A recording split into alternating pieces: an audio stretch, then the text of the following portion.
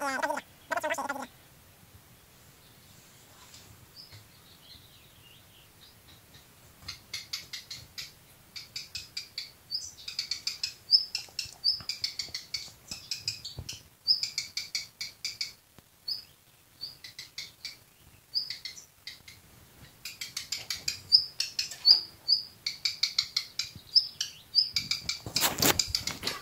sont en panique aujourd'hui là, ils m'ont pas vu depuis plusieurs jours, là. Je suis pas passé là.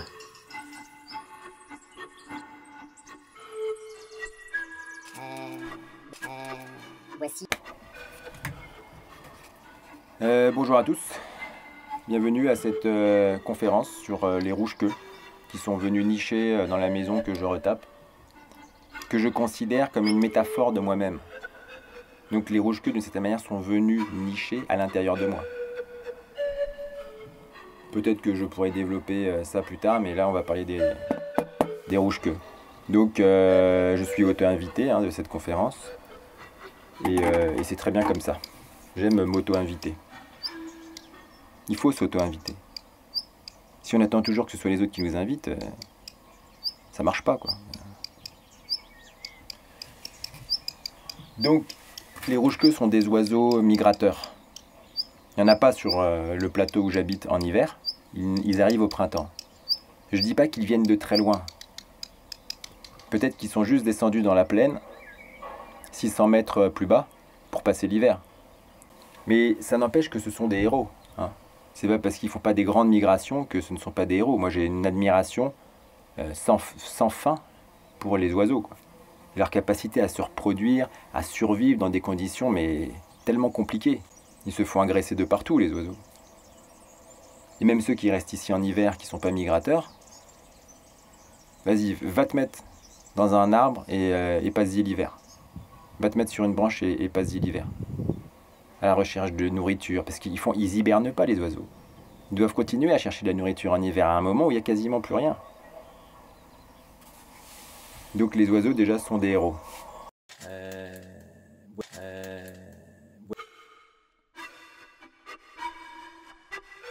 Ce couple de rouges-queues s'est installé à un moment où j'étais pas là.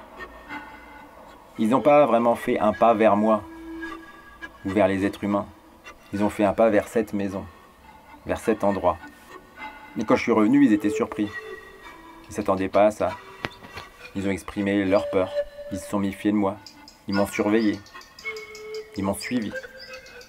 Ils ont essayé de faire diversion. Ils allaient au sol pour me dire « Vas-y, attrape-moi, cours-moi après ». Pour que je change d'idée. Il devait se dire, celui-ci, il a une tête à aller farfouiller dans le nid pour se becqueter quelques oisillons. Mais ça, c'est la mémoire, c'est le souvenir de ce qui a pu se passer dans les temps préhistoriques. Ou probablement qu'on se croquait quelques petits oisillons de temps en temps, crus. Ou des œufs. Ou même des adultes rouges-queues, à un moment on a dû goûter, c'est sûr. Ce sont des oiseaux cavernicoles. Des oiseaux des grottes, des anfractuosités, et nous aussi. Initialement, on était aussi des animaux des anfractuosités et des grottes. On a cohabité. On est familiers des rouges-queues, et ils sont familiers de nous. On se connaît depuis toujours. Et finalement, ils aiment vivre près de nous, malgré la peur qu'on leur inspire. Et je voudrais parler de cette peur parce que la peur des oiseaux à notre égard, mais de manière générale de tous les animaux sauvages à notre égard, est inscrite dans leur hérédité. Et du coup, on est obligé de comprendre que on leur a fait du mal pendant des millions d'années. On n'évolue pas comme ça d'une génération à l'autre. Mais en tout cas, ça c'est ce qu'on pensait. Jusqu'à il y a peu. Parce que depuis une dizaine d'années, on se rend compte qu'il y a des modifications de l'ADN, non pas dans son code, mais dans sa structure, dans la manière dont il se configure, dans sa configuration en réalité. Il y a des choses qui se passent, et même pendant la vie.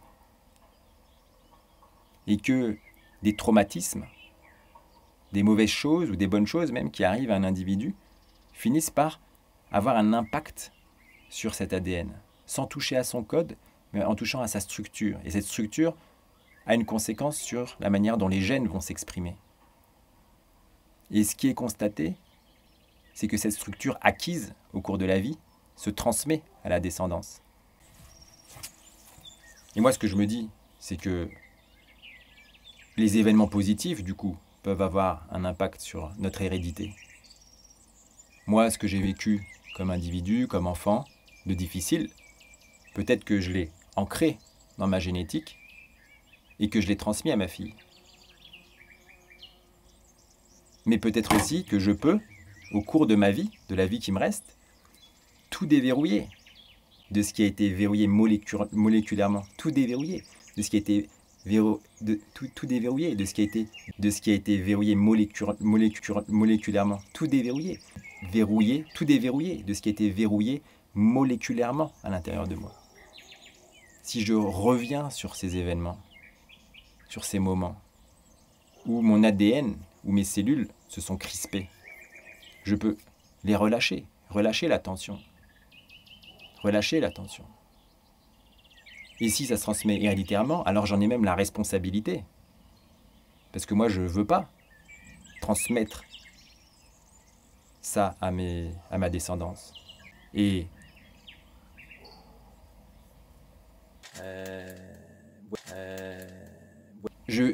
à ma descendance, je vais déjà lui transmettre tous mes tourments psychologiques, tout ce que je n'ai pas réglé avant de l'avoir. J'ai une fille de 5 ans et demi. Avant qu'elle naisse, je n'avais quasiment rien réglé de tous mes problèmes. J'aurais dû, mais j'ai pas pu.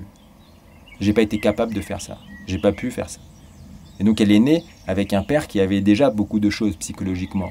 Et qui, en plus de ces questions psychologiques, lui a transmis génétiquement quelque chose qu'il avait vécu.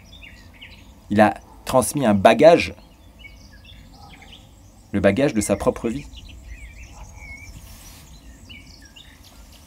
Et je me dis que du coup, ces oiseaux, ces rouges-queues, s'ils reviennent tous les ans se reproduire dans cette maison, que moi je suis encore là et que je vis plusieurs années, alors sur plusieurs générations, nous aurons eu des relations pacifiées.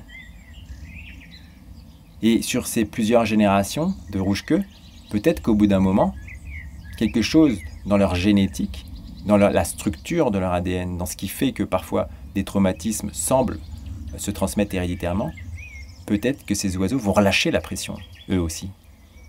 Et se dire que l'individu qui est à côté d'eux, qui partage leur habitat, n'est pas dangereux pour eux.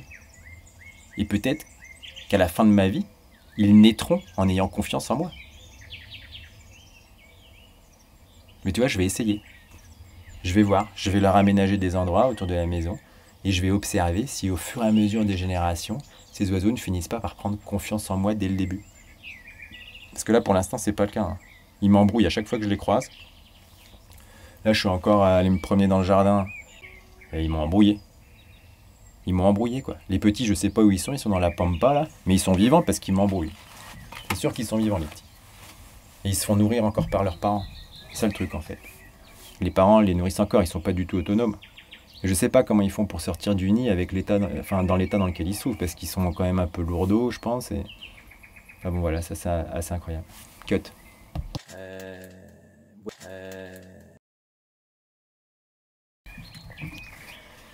Et tu vois, cette réflexion sur les oiseaux, elle peut se rapporter aux êtres humains. Parce que le rapport qu'on a avec la nature, qu'on a eu en des temps immémoriaux avec la nature, on les a eus aussi avec nous, avec nous-mêmes. C'est évident qu'il y a eu de grandes violences au début de notre histoire. Qu'il s'est passé des choses terribles. Terribles. Et qui se sont inscrites, du coup, dans l'hérédité. Notre lien à la nature est aussi vieux que nous, mais notre lien à nous-mêmes est aussi vieux que nous. Donc dans nos gènes se trouve cette histoire. Et cette histoire aussi de violence. Comme l'histoire de notre poésie, de notre rapport esthétique au monde, de notre rapport poétique, philosophique au monde. On a toujours réfléchi, on a toujours regardé la lune en se posant des questions. On a toujours marché dans le désert à la recherche de nourriture. Tout est en mémoire. Et si nos relations actuelles, si nos sociétés actuelles sont sont aussi compliquées, aussi malades, parce qu'elles sont malades. Nos sociétés sont malades. C'est peut-être parce qu'on n'a pas réussi à casser ces hérédités successives. Et que de violence en violence, de millénaires de violence en millénaires de violence, est tous devenu une crispation, le fruit d'une crispation ancestrale. Et si tout ça, c'est de l'ordre du traumatisme qui est venu verrouiller nos ADN, alors on peut le relâcher en une génération, potentiellement. En tout cas, on peut essayer d'en relâcher un petit peu et de laisser aux générations suivantes le soin de continuer. Mais il faut commencer. Il faut commencer à relâcher nos tensions intérieures. En tout cas, moi, c'est ça que je me dis. La confiance en nous, en l'autre. La possibilité d'ouvrir son cœur à l'autre, sans qu'il nous apporte un coup de poignard, ou qu'un coup de massue, de fémur de mammouth sur la tête. Aïe. Ah putain.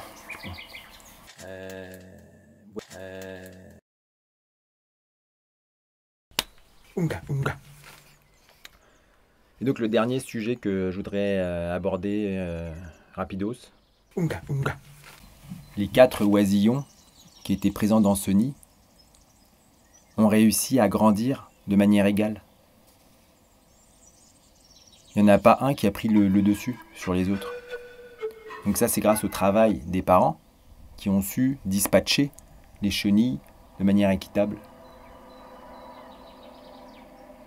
Et ça veut dire beaucoup en fait. Parce que c'est ça qui prend sens. Le fait que ces 4 oisillons réussissent tous à prendre leur envol dans de bonnes conditions, en étant en bonne santé. Et tous la même chance, en réalité, de s'exprimer dans la nature à laquelle ils vont être confrontés. Dans la vie, quoi.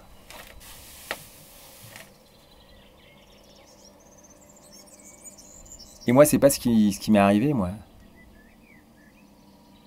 Dans ma tête, dans mon cerveau. Dans mon cerveau, il y a une partie de moi qui a pris le dessus sur les autres. Et les autres ont périclité, je les ai abandonnés. Je les ai laissés à elles-mêmes. Et cette partie-là, là, la conscience, la raison, qui est censée être là juste pour exécuter les intentions, a été trop prépondérante pendant toute la vie que j'ai menée. Et c'est pour ça que j'étais pourri. Parce qu'il y avait 2 ou 3 petits oisillons quelque part qui étaient en train de crever à l'intérieur de moi. Mais il n'est jamais trop tard. J'ai dit à cette partie qui avait pris le dessus qu'elle était déjà bien assez grande et qu'elle pourrait s'en sortir toute seule. Et qu'il fallait que maintenant on fasse la place aux autres. Il y en a une qui est là, il y en a une qui est là, il y en a une qui est là. Je les sens physiquement, je les sens. À droite, à gauche et derrière. Celle de derrière, là, elle commence à gonfler, commence à grandir. L'oisillon de l'inspiration, de l'instinct, commence à bien grandir. Je lui donne plein de chenilles. Tous les jours, je lui en donne plein. Il rattrape le retard, peut-être. Ça peut aller très vite. Ça peut aller très, très vite. Et après, il y en a 2 autres, peut-être, qui sont encore un peu en dedans. Il y en a une, je sais ce qu'il faut que je fasse pour qu'elle se développe. Il y a une 4e que j'identifie pas encore bien, tellement elle est petite. Mais elle est quelque part. Et c'est ça qu'il faut qu'on fasse. Qu'on fasse que dans ce nid où cohabitent plusieurs oisillons, tout se passe de manière à ce que chacun puisse trouver sa place et s'exprimer. Trouver sa place autant que les autres. Il n'y en a pas un qui vaut plus que l'autre. Il n'y a pas un bout de mon cerveau qui vaut plus qu'un autre. Ma conscience n'a pas plus de valeur que mon instinct, que mes inspirations, que ma poésie. Ma conscience d'adulte n'a pas plus de valeur que la folie de l'enfant que j'étais. Il faut faire un tout de tout ça.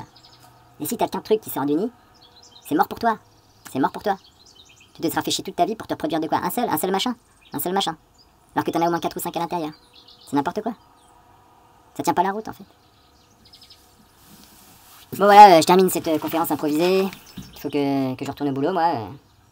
Et c'était une auto-invitation de moi-même, avec moi-même. Conférence sur les rouges-queues qui ont niché dans la maison. Allez, ciaito. Hey. Bon, version courte. Lindo viajero de mochila, sin Dios dueño ni plata.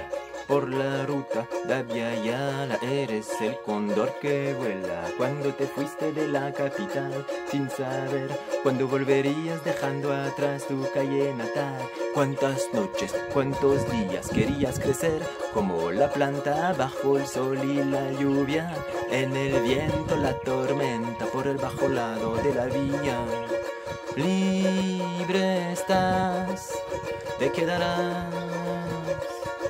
Si haz que esto sea más que un momento, libre estás, te quedarás. Si haz que esto sea más que un momento, oh lindo viajero de mochilas, sin yo dueño ni plata por la ruta.